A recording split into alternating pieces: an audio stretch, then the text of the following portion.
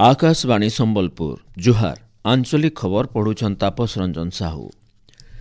सुप्रीमकोर्टर नुआ प्रधान विचारपति भावे जस्टिस सूर्यकांत आज शपथ नेबे। राष्ट्रपति द्रौपदी मुर्मू तांकु देशर 53 नंबर प्रधान विचारपति भावे पद और गोपनीयतार शपथ पाठ कराबे।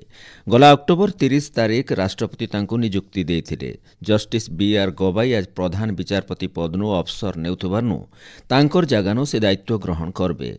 जस्टिस सूर्यकांत 15 मास तक प्रधान विचारपति रहबे। कलिंग कप हेउछे श्रम संघर्ष और दलीय आत्मार सम्मिलित फल।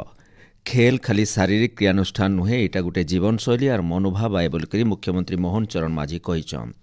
गलाकार केन्दुझर रायकला ठाणे हेइतबार 7 नंबर सर्वभारतीय मिनी कलिंग कप फुटबॉल टूर्नामेंटर फाइनाल मैच थी मुख्यमंत्री श्री माझी मुख्य अतिथि भावे जोग देथिले। यह अवसर मुख्यमंत्री विजेता अनुराग एफसी सुआकाटी दल के पुरस्कृत करिछन। गला 12 तारीख मूल होइतिबार टूर्नामेंट फाइनाल मैच अनुराग एफसी सुआकाटिया ऋषि फाइटर झुंपुरा भितर होइतिला। भुवनेश्वर यूनिट 2 नो थिबार मुख्यमंत्री जनशुणाणी शिविर थी आज शुणाणी कराजिबा। गला सेप्टेम्बर 8 तारीख दिन मुख्यमंत्री को अभियोग करबार लगी जेनमाने पंजीकरण करथिले खाली सेमाने ही शिविर थी सामिल हो पारबे बोली साधारण प्रशासन और साधारण अभियोग विभाग तरफु सूचना दिया जाइछे। केन्द्र शिक्षा मंत्री और संबलपुर सांसद धर्मेन्द्र प्रधान गला कालनु 3 दिनिया संबलपुर गस्तती आसिकी भिन्न भिन्न कार्यक्रम थी जोग देइछन। आज केन्द्र मंत्री श्री प्रधान संबलपुर चिड़ियाखानार भिन्न भिन्न प्रकल्पर भित्तिप्रस्तर स्थापना करबे। इतार उतरु तपस्विनी हॉलनु जिला स्तरीय सर्वभारतीय समवाय सप्ताह 2025 कार्यक्रम थी सामिल हेबार कार्यसूची रहिछे। सेंता वीर सुरेन्द्र साय स्टाडियम चलीथिबार संसदीय क्षेत्र सांसद खेल महोत्सव 2025 उद्यापनी समारोह पुरस्कार वितरण उत्सव थी जोग देबे। तांकर संगे राज्य क्रीड़ा और संस्कृति मंत्री सूर्यवंशी सुरंजकर सहित अलगा विधायक माने जोग देबार कार्यसूची रहिछे। सेंता एबाकाल लोह मानव सरदार वल्लभ भाई पटेलकर 150 नंबर जयंती पालन अवसर संबलपुर हेबार थिबा एकता पदयात्रा थी श्री प्रधान सामिल हेबे। आइबा गुरुवार दिन मूल हेबार थिबा विधानसभार शीतकालीन अधिवेशन थी राष्ट्रपति द्रौपदी मुर्मूकर उद्बोधन सीधा प्रसारण कराजिबा। स्वाधीनता उतरु पहला थर लगी राष्ट्रपति ओडिशा विधानसभा निर्वाचित जनप्रतिनिधि मानकु उद्बोधन देबे। कार्यक्रम थी इहादेर विधायक आघर विधायक सांसद मंत्री और प्रशासनिक अधिकारी माने उपस्थित रहबे। इथिलागि सबु व्यवस्था और प्रस्तुति करा जाइछे बोली बाचस्पति सुरमा पाढ़ी सूचना देइछन। 2025-26 खरीफ ऋतु लगी गलाकेल मुख्य शासन सचिव मनोज आहूजांकर अध्यक्षता लोकसेवा भवन धान घिना कमिटी बैठक हो जाइए। संपृक्त विभाग और जिलापाल मानकर समन्वय धान घिना काम के सुव्यवस्थित और श्रृंखलित भाव करा लगी मुख्य शासन सचिव श्री आहूजा निर्देश देइछन।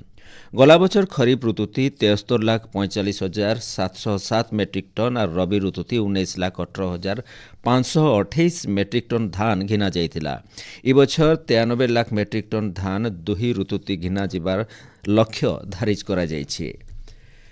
विश्व प्रसिद्ध बरगढ़ झनुयात्रा लगी आज शुभ स्तंभ स्थापना कराजिबा। इ बछर डिसेम्बर 24 तारीख मूल हेबार थिबा धनुयात्रा लगी महोत्सव समिति तरफु जोरसोर प्रस्तुति चली। जिलापाल आदित्य गोयल गलाकाल गोपपुर परिदर्शन करी तैयारी बाबदे समीक्षा करथिले।